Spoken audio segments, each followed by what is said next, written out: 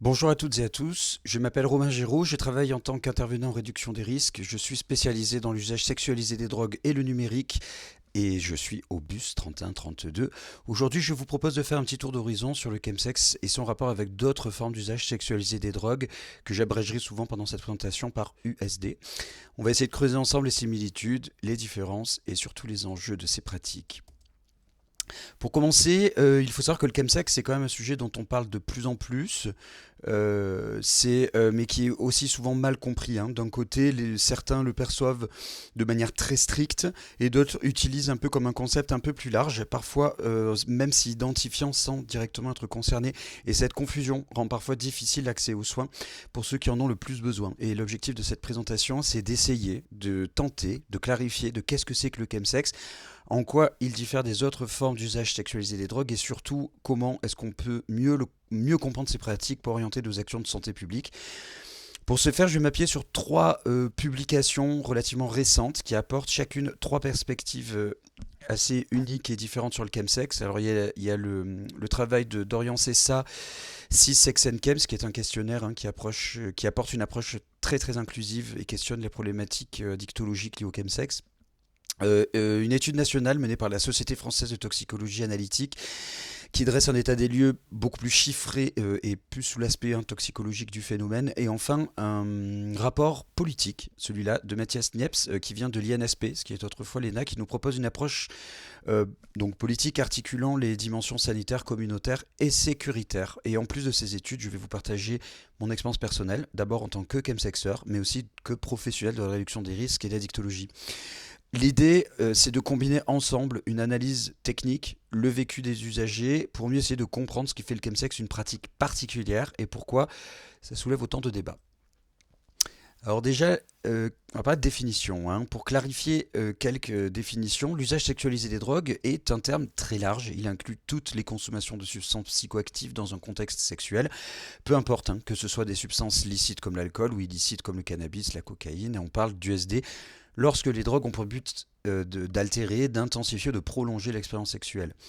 Le chemsex, en revanche, est une forme assez spécifique du SD. En fait, donc, le chemsex est un usage sexualisé de drogue qui est historiquement associé à la communauté ayant des rapports sexuels avec les hommes, mais pas que. Hein, on y reviendra plus tard. Et ça implique des substances déjà assez spécifiques comme les catinones, le GHB, GBL, méthamphétamine, utilisé là aussi pour intensifier les rapports et prolonger les rapports sexuels pendant parfois plusieurs jours, hein, une forme d'intensité derrière. Et le chemsex a beaucoup évolué ces dernières années, hein, notamment au sein des communautés LGBTQIA+. Je pense qu'il y a vraiment une approche culturelle et communautaire à intégrer dans cette notion-là, mais on va essayer de revenir dessus plus tard, notamment maintenant. Donc les distinctions clés, hein. Qu'est-ce qui rend le chemsex unique? Alors il y a plusieurs éléments. Déjà, on vient de le dire, c'est les substances précédemment citées, hein, comme les catinones, le GHB, mais aussi la meth, hein. Et il y a un contexte communautaire. Le chemsex est très présent dans les communautés des hommes ayant rapport sexuel avec des hommes, mais pas que, et s'étend à d'autres espaces, notamment l'espace festif. Il y a vraiment une histoire, mais ma collègue Mireille Dubois-Chevalier pourra revenir plus dessus, quelque chose de très spécifique sur la dimension, je dirais, de traumatisme à la fois individuel mais communautaire, c'est-à-dire beaucoup lié au VIH, à la culture du VIH, la culture du VIH est aussi liée à l'homophobie, la transphobie, les LGBT-phobies en général.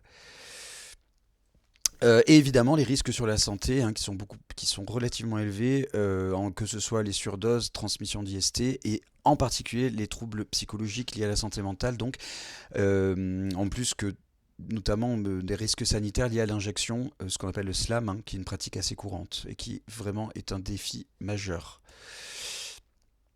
Et enfin, les chemsex, quand même, a quand même il y a un rôle du numérique assez spécifique dans le chemsex, contrairement aux formes du SD où ça peut être présent mais de façon peut-être moins intense, moins centrale. Le chemsex est très lié aux technologies numériques, hein, les applications de rencontres géolocalisées comme Grindr ou comme Scruff par exemple, qui jouent un rôle fondamental dans l'organisation des sessions de chemsex, mais aussi faciliter l'accès immédiat aux partenaires, et aussi à des outils de messagerie cryptée, hein. Donc là, on va revenir dessus. Effectivement, moi, je relève quand même du coup trois axes principaux dans le numérique, que sont déjà des espaces numériques pour pouvoir rencontrer, mais aussi pour acheter et vendre des produits et des substances, aussi pour stimuler. La question de la stimulation sexuelle avec du contenu pornographique est quand même très très forte dans le chemsex. On va revenir sur ces perspectives d'études. Alors là, c'est un petit peu l'axe central, hein, de cette présentation. On va essayer d'aborder maintenant ces trois publications récentes qui offrent chacune une perspective différente sur le chemsex, tout en invitant à un regard assez critique sur leurs approches. L'étude Six Sex and Chems de Dorian Sessa, qui est publiée en 2021, mais en fait, c'est pas vraiment une étude, hein, c'est plus une thèse issue d'un questionnaire en ligne qui était libre d'accès. Et cette étude, elle adopte une vision très inclusive et s'est éloignée de la définition traditionnelle du chemsex, centrée sur les hommes ayant des rapports sexuels avec les hommes. C'est pas plus mal. Et en élargissant cette définition pour inclure d'autres groupes, comme les femmes et les personnes sans orientation sexuelle variée, ça plaide pour une approche vraiment plus universaliste. Cependant, cette ouverture, elle peut poser une question. En diluant la spécificité de la culture, des cultures, j'ai envie de dire LGBTQIA+, on risque de perdre le point de vue des racines culturelles du chemsex, ancrées dans une vision de stigmatisation de l'homosexualité et des traumatismes liés au VIH. Cela soulève des débats sur la légitimité d'élargir cette définition. Est-ce une démarche d'inclusion ou d'appropriation culturelle, entre guillemets, pour citer notre ami l'anglais là. Ensuite, cette deuxième étude, l'étude nationale française de toxicologie analytique, adopte une approche plus communautaire. Mais communautaire, pas dans le sens sociologique du terme, mais plus communautaire dans le comportement. Se concentrant sur des données vraiment quantitatives et sur les risques toxicologiques associés au chemsex, et principalement quasiment uniquement chez les hommes ayant des rapports sexuels avec les hommes, en mettant en évidence des substances spécifiques utilisées. Ça, pour le coup, c'est relativement intéressant, comme les catinones, GHB, GBL. Et elle renforce une lecture focalisée sur les risques pour la santé. Mais cette focalisation peut à son tour occulter la diversité des profils et des pratiques. Et on peut se demander, cette approche renforce-t-elle une meilleure compréhension ciblée ou risque-t-elle de rendre invisible la réalité des autres groupes non HSH qui se reconnaissent dans le chemsex. Enfin, la dernière approche de celle du rapport de Mathias Niepce en 2023, Niepce prend un autre angle, celui de la politique publique. Son approche appelle à une réponse cohérente et globale sur le chemsex, articulant des dimensions sanitaires, communautaires et sécuritaires. Pour mieux structurer cette politique, il faut d'abord s'accorder sur une définition claire de ce que c'est que le chemsex, ce qui demeure complexe face aux divergences de perception, à une approche universaliste et une approche communautaire. En fait, pour conclure, ces trois études-là, elles nous amènent à interroger la définition même du chemsex et la manière dont on le perçoit. Faut-il élargir cette compréhension pour inclure toutes les formes d'usage sexualisé des drogues ou au contraire recentrer sur la culture des hommes ayant un rapport sexuel avec les hommes ou des communautés LGBTQIA+. Finalement, j'ai envie de poser la question, qui sommes-nous pour pouvoir dire qu'une personne est légitime ou pas de se revendiquer comme chemsexeur, chemsexeuse. Je vous ai fait cette petite slide qui a l'air un petit peu indigeste comme ça, mais qui est patent. Et en fait, donc, je vous ai opposé les deux publications, hein, celle de la SFTA et celle de Six Sex and Chems, où on voit vraiment que, par exemple, la présence des femmes est beaucoup plus présente dans une étude, beaucoup moins dans l'autre. Donc du coup, si on se réfère à Six Sex and Chems, on a envie de dire que la plupart des personnes qui pratiquent le chemsex, il y a quand même 30% des femmes, et le produit principal qu'on va retrouver, c'est le cannabis. Et si on va même plus loin dans l'étude, on se retrouve avec un chiffre complètement aberrant, genre 70% des étudiants en médecine pratiquent le chemsex au moins une fois par semaine, et le principal produit utilisé, c'est l'alcool et le cannabis. Est-ce qu'on peut parler de chemsex à ce moment-là ? Je pose la question. Le témoignage et approche de terrain. Alors je vais maintenant parler de ma propre expérience personnelle, hein. D'abord, en tant que chemsexeur, j'ai pu observer à quel point c'est difficile pour moi-même de définir véritablement qu'est-ce que c'est que le chemsex, surtout dans un contexte qui est très franco-français où la santé publique est souvent abordée sous le prisme sur le prisme universaliste.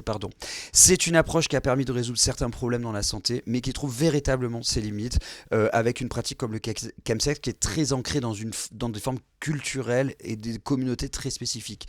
Après, en tant que professionnel de l'addictologie, de la réduction des risques, mon travail, moi, ça consiste à essayer de proposer des actions concrètes de prévention, à la fois sur les overdoses, les IST, mais aussi le soutien psychologique. La question de la santé mentale est centrale, hein.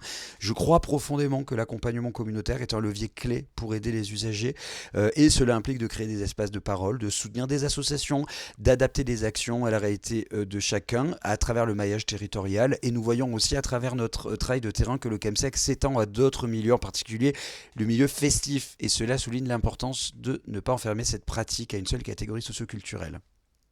Pour conclure, le chemsex est bien plus qu'une simple pratique d'usage sexualisé des drogues, hein. C'est un phénomène culturel, sociétal, avec des risques réels, et il s'impose comme un enjeu de santé publique.